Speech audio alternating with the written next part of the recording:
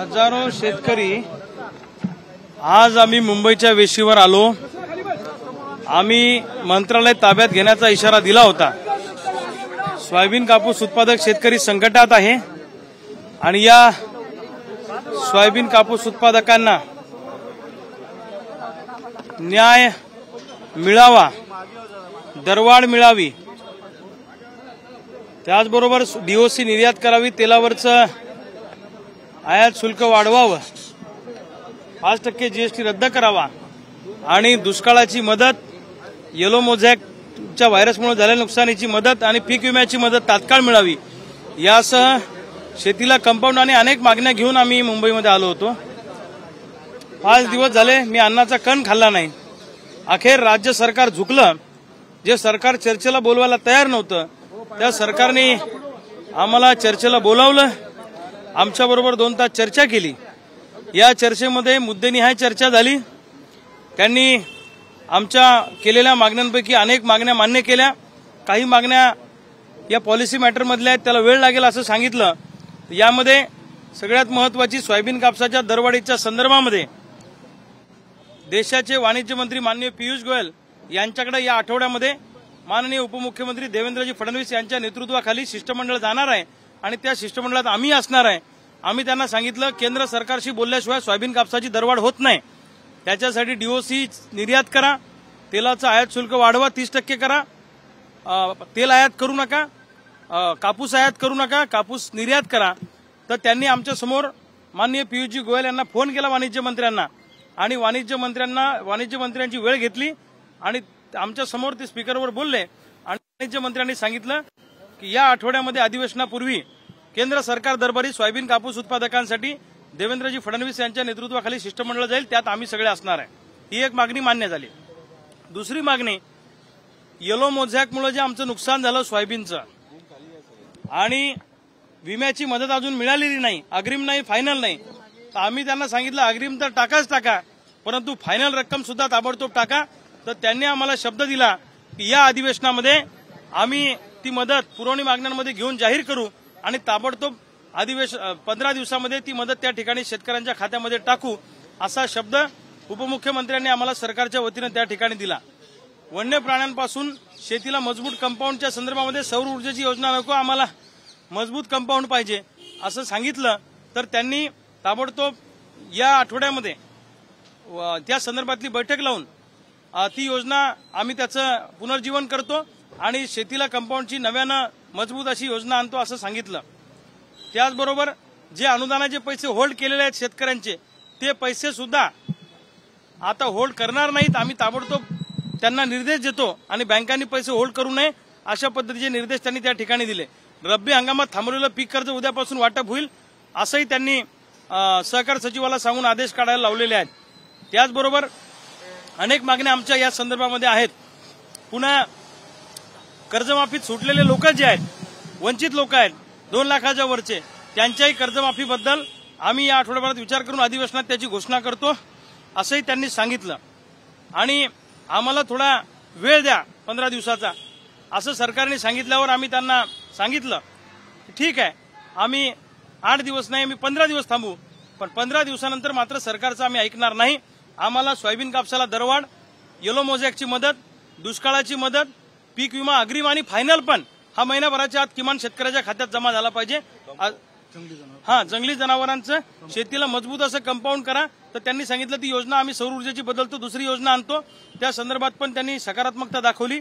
आणि शेतमजुरांना विमा सुरक्षा देण्यासंदर्भामध्ये आम्ही जी मागणी लावून धरलेली आहे त्याच्यात त्यांनी एक महामंडळ शेतमजुरांसाठी स्थापन करतो असं सांगितलं तातडीनं, आणि शेतमजुरांचे अर्ज त्याच्यावर मागवतो, त्यांच्या मुलांना आरोग्य आणि शिक्षणाच्या दृष्टीने आम्ही मदत करतो असंही त्यांनी आम्हाला आश्वस्त केलेलं आहे।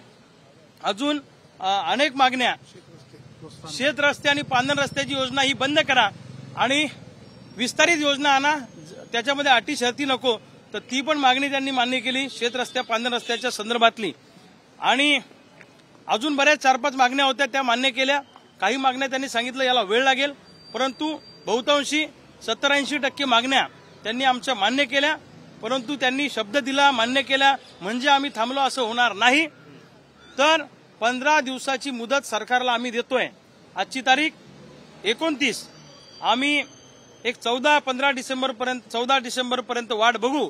14 डिसेंबर पर्यंत दिलेला शब्द जर का सरकारने पूर्ण केला नाही तर मग मात्र याच्यापेक्षाही उग्र आंदोलन करण्याची आमची तयारी आहे. आणि अधिवेशन काही तोपर्यंत संपत नाही. जर 14 डिसेंबर पर्यंत सरकारनं मागण्या मान्य केला नाही तर आता पुढची आगेकूच ही नागपूरच्या अधिवेशनावर आमची राहील. पुढची लढाई ही नागपूरला मैदानामध्ये होईल असं आमचं सगळ्या शेतकरी बांधवांचं ठरलेलं आहे. तूर्त सरकारने काही गोष्टींबाबत आम्हाला दिलासा दिला, त्यामुळं आम्ही जो मंत्रालयाचा ताबा घेणार होतो ते आंदोलन तूर्त स्थगित करून आम्ही या आठवडा 15 दिवस सरकारची वाट बघणार. आणि सरकारने जर का 15 दिवसात दिलेला शब्द पूर्ण केला नाही तर मग मात्र नागपूरच्या अधिवेशनावर आम्ही जाणार. आणि कसं जाणार ते आत्ता सांगत नाही, पण जसं मुंबईला आलो आणि सरकार हादरवलं त्याच्यापेक्षा मोठा बॉम्बस्फोट म्हणजे शब्दशः घेऊ नका, मोठा स्फोट आम्ही नागपुरात केल्याशिवाय राहणार नाही अशी आमची भूमिका आहे. मला माझ्यासोबतच्या सगळ्या सहकाऱ्यांनी विनंती केली आणि बैठकीतल्या सगळ्याच लोकांनी विनंती केली. देवेंद्रजींनी मला विनंती केली कारण माझा शुगर डाऊन आहे, माझी बीपी डाऊन आहे. त्यांनी मला सांगितलं की आज तुम्ही ऍडमिट व्हा आणि प्रत्येक मागणीवर आम्ही गांभीर्यानं विचार करून 15 दिवसामध्ये तुम्हाला न्याय देऊ अशी भूमिका त्यांनी मांडली. प्रत्येक मागणी समजून घेतली. सगळ्या विभागाचे सेक्रेटरी तिथं होते. देवेंद्रजी फडणवीस होते, दिलीप वळसे पाटील साहेब होते, डॉक्टर राजेंद्र शिंगणे होते, संजयजी कुटे होते, अनेक सगळे सेक्रेटरी त्या ठिकाणी होते.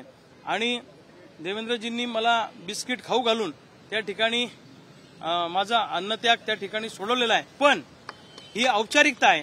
माझा अन्नत्याग मी शेतकऱ्यांसोबत रात्री जेवून कर्जतला त्या ठिकाणी शेतकऱ्यांसोबत जेवून माझा अन्नत्याग आंदोलन मी त्या ठिकाणी थांबवणार आहे. आणि सरकार काय काय घडामोडी करतं त्याची वाट बघणार आहे. या 4-5 दिवसामध्ये आठवड्याभरामध्ये पियुष गोयलांच्या अध्यक्षतेखाली जी बैठक लागणार आहे त्या बैठकीला आम्ही जाणार आहोत.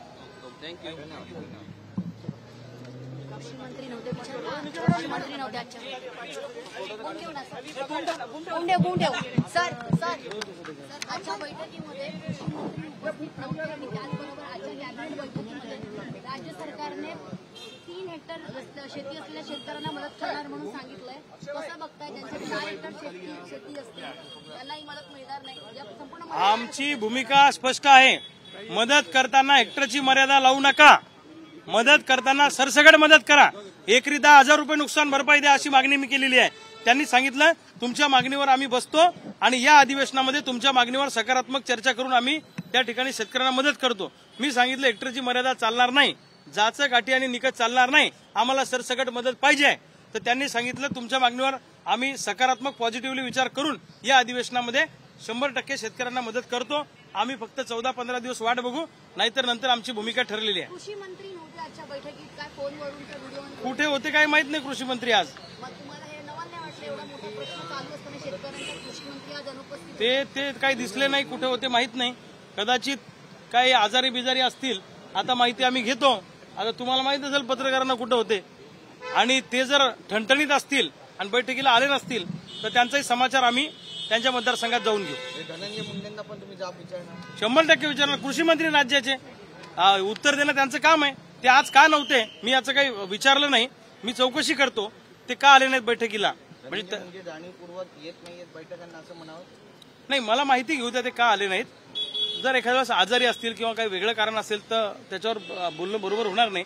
परंतु ते दुसऱ्या दौऱ्यात असतील आणि या बैठकीला आले नसतील तर आम्ही त्यांच्या मतदारसंघात जाऊन त्याचा जाब विचारू. रविकांत तुमकर तुम आगे बढ़ो, रविकांत तुमकर तुम आगे बढ़ो. हम तुम्हारे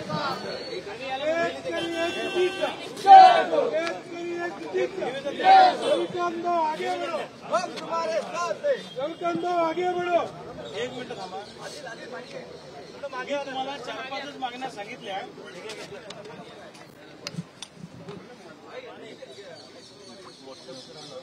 हा ते कन्फ्युजन होईल काय मिळालं आणि काय नाही मिळालं म्हणून पुन्हा एकदा क्लिअर करतो. डिटेल सांगतो.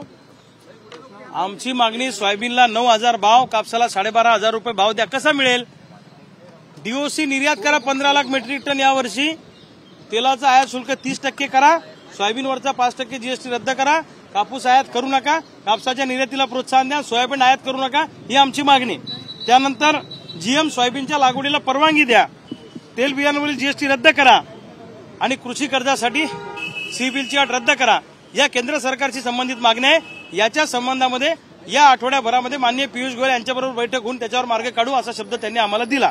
दुसरं, राज्य सरकारशी संबंधित ज्या मागण्या आहेत की आम्हाला एकरी 10,000 रुपये नुकसान भरपाई पाहिजे दुष्काळ जाहीर करून, तर त्यांनी सांगितलं या अधिवेशनामध्ये ती मदत शेतकऱ्यांच्या खात्यात जमा होईल. दुसरं, मागच्या वर्षीचा पीक विमा आणि या वर्षीचा 100% पीक विमा महिन्याभरामध्ये मिळेल हे त्यांनी आम्हाला सांगितलं. मागच्या वर्षीची रक्कम सुद्धा मिळेल. अतिवृष्टी ढगफुटीनं जे नुकसान झालं त्याची रक्कम या अधिवेशनाच्या आधी मिळेल, अधिवेशनाच्या मध्यामध्ये मिळेल. आणि कर्जमाफीतून सुटलेल्या शेतकऱ्यांना सुद्धा कर्जमुक्ती देऊ आणि प्रोत्साहनपर अनुदानाचे अर्ज करा, ताबडतोब त्यांचे पैसे 50,000 रिलीज करू, शेतीला कंपाऊंड मजबूत करून देऊ आणि दूध उत्पादकांना स्पेशल पॅकेज देण्यासंदर्भामध्ये या अधिवेशनामध्ये आम्ही घोषणा करू असं त्यांनी सांगितलं. बँकांनी होल्ड लावू नये या संदर्भामध्ये त्यांनी आज पत्रव्यवहार ताबडतोब केलेला आहे. शेतमजुरांना विमा सुरक्षेच्या संदर्भामध्ये महामंडळाची स्थापना होणार आहे आणि शेतीला पूर्णवेळ वीज द्या अशी आमची मागणी होती. त्यांनी सांगितलं त्याला थोडा वेळ लागेल, पण मी म्हटलं किमान रब्बी हंगामामध्ये जेव्हा शेतीला गरज आहे तेव्हा तरी द्या. तर त्यांनी सांगितलं आम्ही जळालेले ट्रान्सफॉर्मर ताबडतोब देऊ आणि शेतकऱ्याला जास्तीत जास्त वीज देऊ असं त्यांनी सांगितलं.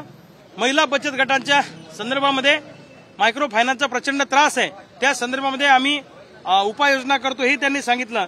आणि शेत रस्ते पांढर रस्ते आणण्याच्या संदर्भामध्ये आम्ही तातडीनं नवी योजना आणतो आणि शेतकऱ्यांना दिलासा देतो अशी घोषणा त्यांनी त्या ठिकाणी केली. चर्चा सकारात्मक झालेली आहे.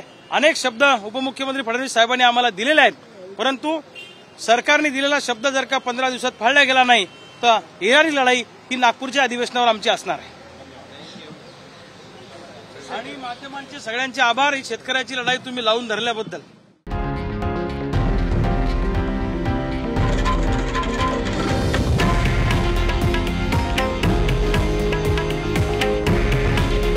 हे आहे देशातील नंबर 1 न्यूज नेटवर्क आणि आपण पाहत आहात TV9 मराठी.